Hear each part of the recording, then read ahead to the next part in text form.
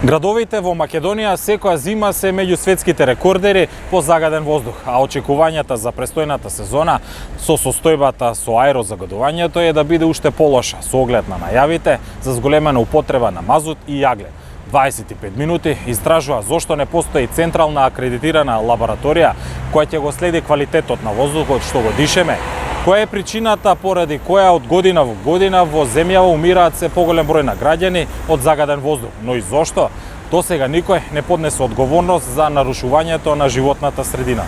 За екологистите од оговлекувањето на процесот на акредитација на централната лабораторија е проблематично. Давор Пехчевски, програмски координатор во Екосвест, вели дека ветувањата за акредитација постојат одамна, но никогаш не се ставаат како приоритет, иако според него над 3000 луѓе годишно во земјава умираат од PM штетните честички во воздухот.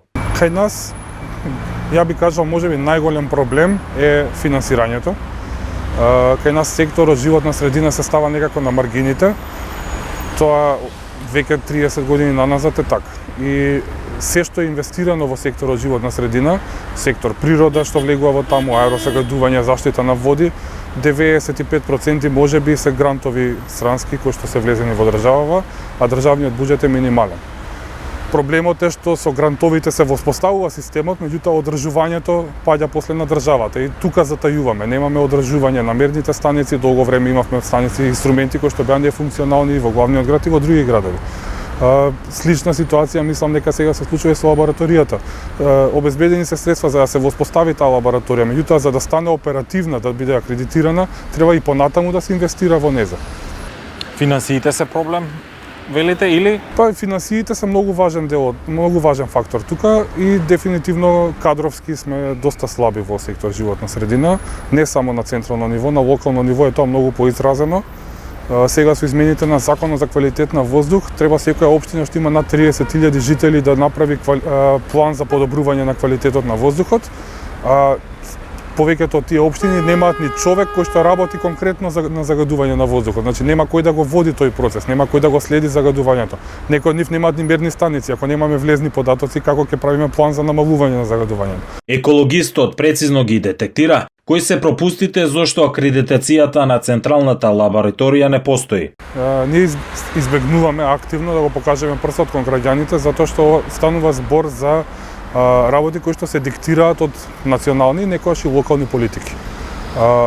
Тие политики, тие планови кои што ги има државата, доколку ги спроведува правилно навремено, тогаш би имале, веројатно и уште сега би имале многу пониско загадување. Енергетската стратегија која што е изработена пред 3-4 години од незе многу малку е спроведено. И не само што не е спроведено, него наместо да инвестираме во обновливи извори на енергија, ние се враќаме назад кон загадувачки извори на енергија. Увезуваме јаглен, кој што е набавен меѓу другото и нетранспарентно, не знаеме од каде е набавен, со кој квалитет е, со која калорична вредност. Истото е и со дизелот кој што ќе се користи во топланите, некако еве не ставија пред свршен чин, објавија дека ќе тестираат, а никој не знаеше дека се купуваат пумпи, мотори, дека се инвестира во топланите претходно. Пехчевски смета дека во јавноста постои свест за здравствените ризици од загадениот воздух, но граѓаните ради кризата повеќе се загрижени дали ќе имаат топол дом поради инфлацијата. Точно е дека доколку временските услови се такви да биде поладно времето, да има потреба од повеќе грејење, може да имаме многу позагадена зима од претходните неколку зими. Пред се, затоа што еве имаме најава дека топланите во Скопје ќе користат дизел како гориво, барем во одреден тест период. Меѓутоа и заради економската криза општо и заради инфлацијата, граѓаните се префрлаат на користење на најевтиното што им е достапно. Цената и на дрвата, и на пелетите, и на други енергенси се покачени генерално на пазарот и луѓето нормално ја бараат најевтината варијанта, не размислуваат која е најеколошката варијанта. Од друга страна, докторката Маја Киријас вели дека квалитетот на воздухот во овој период од годината придонесува за почести посети на граѓаните на лекар. Има рапиден број на пациенти зголемен кои што се на клиниката до ја можам да кажам дека во последните 10 години немало толкав број на пациенти по амбулантите колку што има сега пациенти. Која е причината, докторка Киријас? Знаете како, сега ние немаме научно-истражувачка дејност многу развиена во Македонија, нити имаме лаборатории каде што јас можам да испитам PM честичка која што е нели под микроскоп да ја испитувам и да кажам дека е тоа со сигурност од загадувањето. Често пати препишување ради прележан ковид, ради вакцинирањето, па тоа е последица ради тоа, меѓутоа алергија, па као алергија генетско, нели, пренесена од родител на дете, можам да кажам дека во голем процент е и загадувањето. Здравствените ризици од лошиот воздух се големи, посочува докторката Киријас. Се прашуваме зошто често е, односно зошто е толку зголемен бројот на канцер во нашата држава. Можам да кажам дека не само во Македонија, него воопшто на светски рамки е зголемен бројот, меѓутоа во Македонија е рапидно зголемен бројот на карциноми кој што е над 3000, да речеме, што е страшно нешто многу. Да се превенира ова, ние не можеме да го превенираме доколку немаме здрав живот, доколку немаме чист воздух. Пред се е многу битно наместо јаглероден моноксид да внесуваме кислород.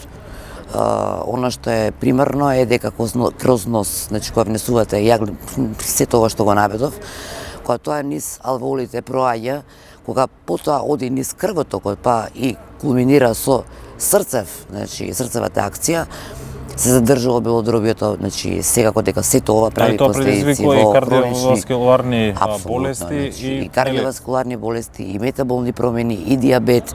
Значи се чудиме на болести кои што се појавуваат, немаат генетски предиспозиции. Препишуваме многу често на пост-ковид реакции, веќе кажав, препишуваме многу често дека можеби е алергиска некоја компонента во прашање, при тоа даваме и одредени, да речеме, и анестетици, и даваме аналгетици, и даваме и антибиотици, што уште повеќе па го нарушува здравствениот кај нас систем. Докторката Киријас дава упатства на кој начин може да се заштитиме од токсичниот воздух. Ние сме во принцип рекордери во многу работи, меѓутоа на жалост не во плюс, него во минус. На жалост останавме сами на себе како граѓани да се бориме против се во ова, а не едно општество кој ќе се бори за граѓаните. Она што е жалосно дека ништо не мораме ние да смислиме, сето во светот е смислено. Ние можеме само да направиме копирање на оние работи кои што се добри надвор и да ги превенираме и пренесеме одека. Дел од граѓаните кои ги анкетиравме за 25 минути велаат дека со маски ќе се штитат од загадувањето оваа зима и посочуваат дека не се многу убедени дека властите можат да сторат нешто повеќе околу квалитетот на воздухот, додека пак тие најмногу стравуваат за здравјето на децата како на чувствителна група. Што мислите, каков воздух дишеме? Катастрофален. Воопште не дишиме, посебно во Скопје не дишиме чист воздух. Мислите дека некој ќе преземе нешто од владата, од властите? Па мислам дека доколку се здружиме сите и покажеме револт, мислам дека треба да се одговори на прашањето на граѓаните каков воздух ние треба да дишеме. Во однос на здравјето, дали владата презема нешто да ги заштити? Не. Ништо барем до сега, дека некои мерки за заштита на воздухов, не. Дали вака загадано да живееме или треба да бидеме здрави, сепак се работи за нашите деца, треба нашите деца да растат во здрава средина. А посебно за малите деца, затоа што има многу заболување на дишни патишта и мислам дека болницата Козле е полна со заболени дечиња, да. Мислите ли дека ќе дишеме чист воздух оваа зима, кратко? Искрено мислам не. Со овие предлози што ги слушам дека на све и свашта ќе се греат нашите граѓани, мислам дека тоа е катастрофа за сите нас. Не. И јас мислам дека нашите власти треба конечно да преземат некоја одговорност. Уште позагадено очекувам воздух. Цело време е загадено, немаме услови за живот, пак немаме ни воздух. Аерозагадувањето е едно од најголемите проблеми за која ниту една власт не успее да изнајде решение. Напредокот бара итни долгорични решенија, а здравјето на граѓаните останува да биде во рацете на политичарите и нивните одлуки.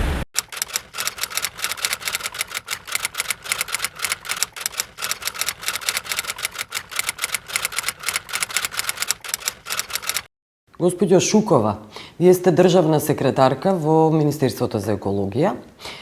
Најголемите критики кои доаѓаат до ова министерство се всушност дека нема акредитирана државна лабораторија за мерење на загаденоста на воздухот. Зошто државата не се грижи за здравјето на граѓаните? Тоа е клучното прашање и најважната критика.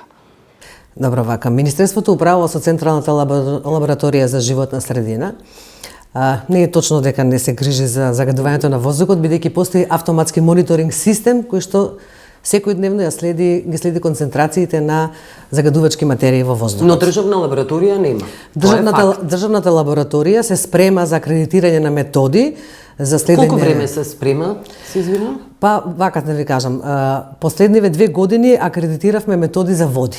Значи, тие се процеси кои што траат малку подолг временски период, а акредитацијата не се спроведува во 5-10 дена, значи понекогаш треба и година и 2. Мора да се набави соодветна апаратура која што чини секако многу средства и да се обезбеди соодветен квалитетен кадар кој што ќе може да управува со опремата. Немаме кадар, сакате да кажете. Во моментов за овие методи за кои што се акредитирани имаме, владата ни обезбеди, ни одобри вработување на нов кадар во Централната лабораторија. Но чекате? Да, тоа го спроведуваме токму во моментов. Се надеваме дека ќе се пријават соодветни кандидати и дека ќе можеме да продолжиме со акредитацијата на методите за воздух. Велите процесите се долги, до 1 година. Еве има податоци од Светската банка кои не се всушност воопшто стари. 1600 лица во Македонија всушност умираат од загаден воздух. И сега тоа е прашањето всушност. Не е ли ургентно воведување на вакви лиценци да се грижи државата за загадувањето, за здравјето на луѓето, ако гледаме ваква поразителна бројка, 1600 луѓе најмалку? Секако дека е ургентно, ние во недостаток на акредитирани методи во нашата лабораторија ги користиме услугите на другите акредитирани лаборатории кои што имаат акредитирани методи. Значи, вие може да имате лабораторија, меѓутоа имате различни методи кои што треба да ги акредитирате. Постојат неколку лаборатории во Македонија кои што се акредитирани за методи имаат акредитирани методи за воздух, можеме да користиме и лаборатории во соседството. Мислам, тоа е пракса. Чини нели малку повеќе пари, меѓутоа во инцидентите случаеви кога имаме проблеми, ние ги користиме и приватните акредитирани лаборатории и надворешните, значи не оставаме на случај. Како ги објаснувате тогаш оваа бројка 1600 луѓе, најмалку кои умираат годишно во Македонија? Како да ви кажам, тоа е да, на ова прашање сме разговарале многу пати. Дали можете конкретно да кажете, сега да, знам Светска банка тоа го дава во својот извештај, меѓутоа во разговори, да речеме, со експерти, особено со лица од здравствениот сектор, и они многу често кажуваат дека не можете секогаш со 100% сигурност да кажете дека загадувањето е причина за смрт на одредено лице. Секако дека има влијание. Меѓутоа има многу други влијанија покрај загадувањето на воздухот, кои што најверојатно кумулативно на крајот предизвикуваат, значи загадувањето. Тоа е во цел свет, тоа е и кај нас претпоставувам, и за тоа се бориме против загадувањето. Не е во цел свет, ете постојано истражувањата, каде што се намалени концентрациите многу, бидејќи многу се вложува во животната средина. Меѓутоа не треба да вложува само државата, треба да вложува многу и приватниот сектор. Но тоа државата треба да обезбеди, да го следи, контрола да обезбеди и да санкционира. Заради тоа што велите нема големо загадување, но сетете се од претходните години колкаво беше, само лани или оваа година веќе има истражувања дека Тетово повторно е на врвот.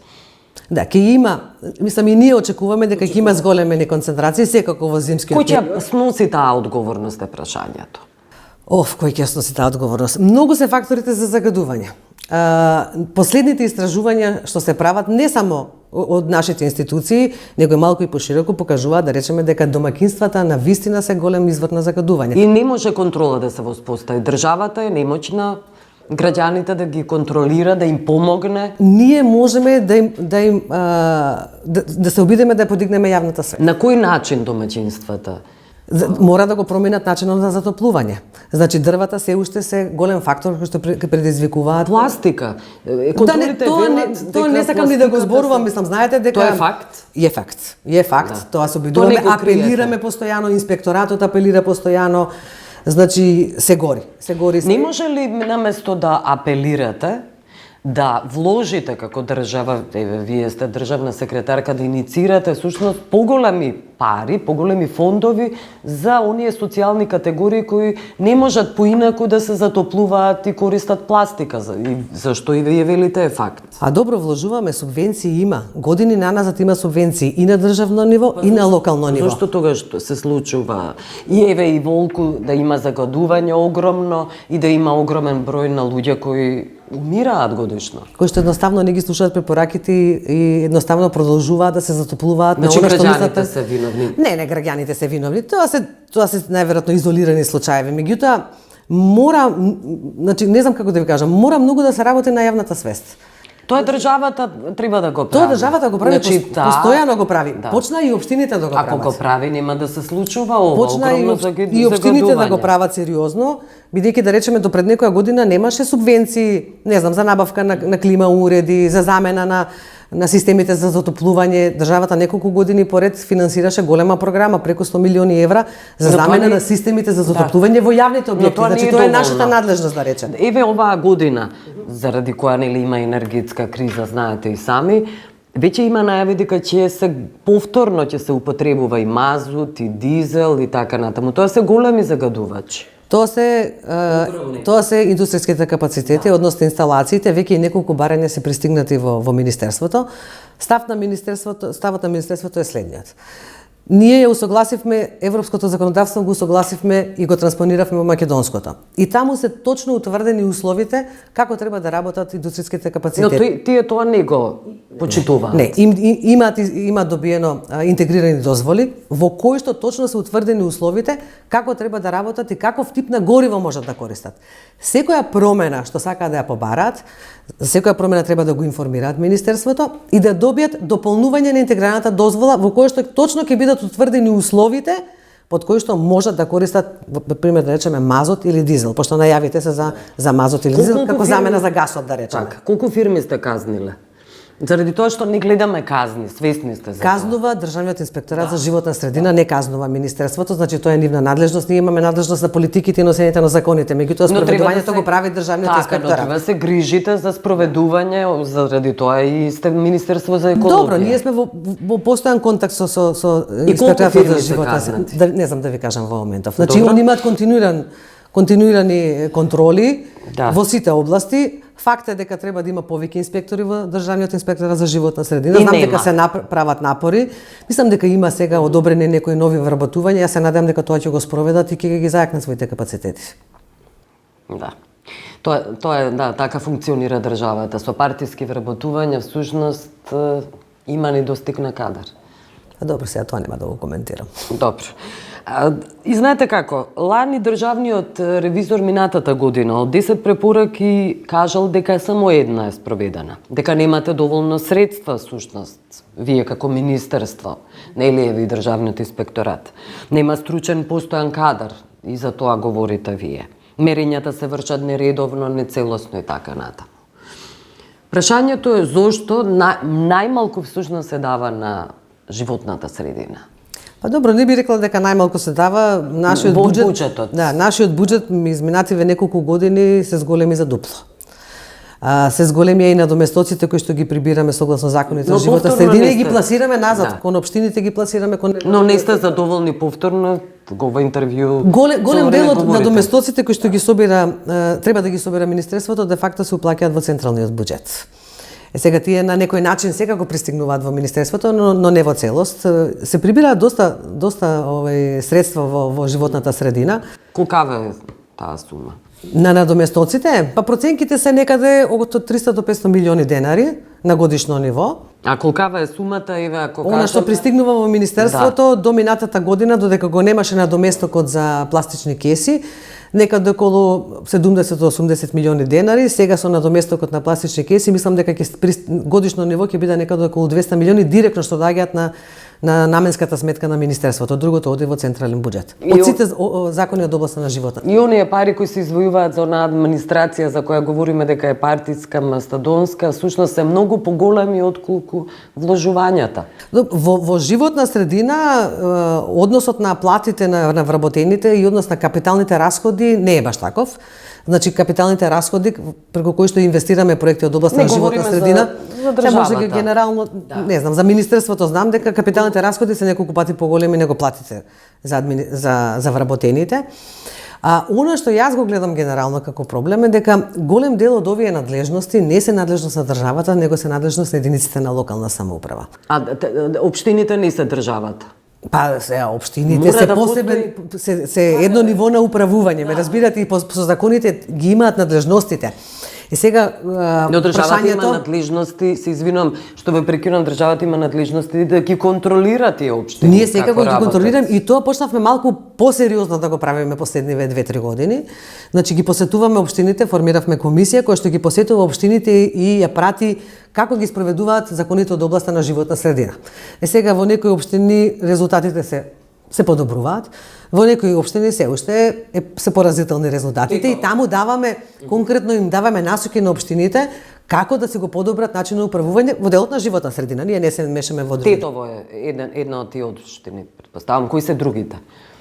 Не ги знам кои се на памет, не можам да ви кажам, меѓутоа добро е дека воспоставивме еден механизам сериозен на контрола и каде што даваме помош, значи им кажуваме на кој начин тоа да го направат, како не знаат да се обратат до министерството, кои им се механизмите согласно законите, бидејќи голем дел од општините се мали, рурални и не можат ни да си дозволат да вработат доволно кадар за да можат меѓу другото да ги следат и состојбите во животната средина. Еве околу малите хидроцентрали, тоа нели вестите постојано говорат за нив, нанесуваат огромни сушност, тоа се мали хидроцентрали и огромни непоправливи штети врз реките, врз екосистемите, врз загадувањето.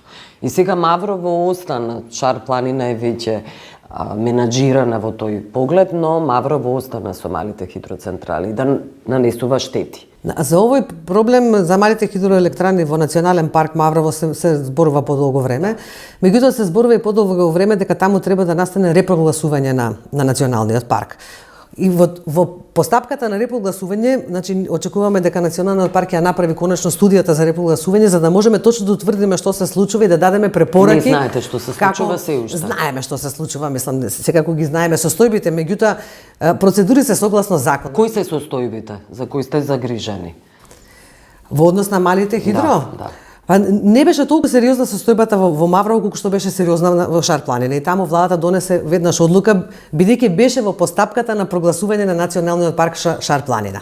И затоа ви велам паралелно сега правам со Националниот парк Маврово, кога таму ќе дојде до репрогласување, мислам дека ќе има исто така соодветна одлука која што ќе донесе владата. Но за Шар планина, само да ве потсетам дека се раскинати договори за концесии за 7 мали хидроцентрали. Да. Но надомест на тие концесионери и штетата која е направена од трошоците, државата, односно граѓаните ќе ги платат. Ќе ја платиме држава. Да, државата ќе плати штетата. Тоа се граѓаните. Ќе ја плати штетата. Граѓаните? Државата се граѓаните? Даноците ги плаќаат граѓаните. Да, меѓутоа морам да ви кажам дека таму ќе се исплати, значи преговаравме со концесионерите, значи најминималното она што мораше да се исплати.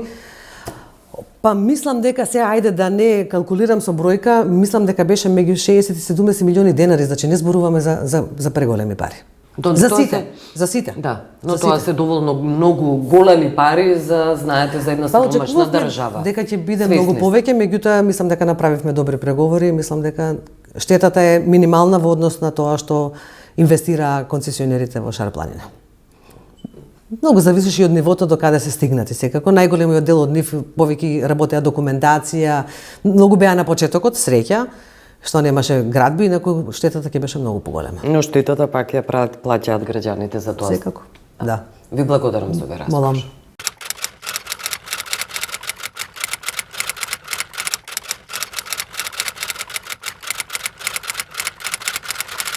Според Европската агенција за животна средина, 7 до 8% од урбаното население во Европа е изложено на високи концентрации на азот диоксид, тие што ги надминуваат законските граници.